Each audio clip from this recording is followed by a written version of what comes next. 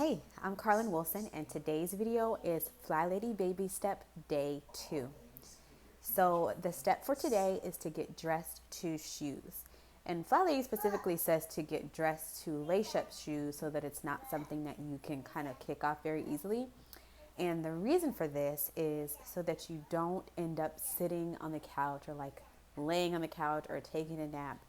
When you have on shoes, you're less likely to do that. And when you put on shoes, it can signal to yourself that it's time to go. Normally when we're leaving is when we put on our shoes and we know we're about to get something done or leave the house. So she talks about putting on your shoes, kind of symbolizing to yourself or signaling to yourself that it's time to start getting some stuff done. For me, and I think for a lot of people, it can feel a little weird to have shoes on in the house if you don't normally do that. And I ended up getting some like barefoot shoes where it doesn't feel like I'm wearing shoes as much and they're kind of like very close to the ground.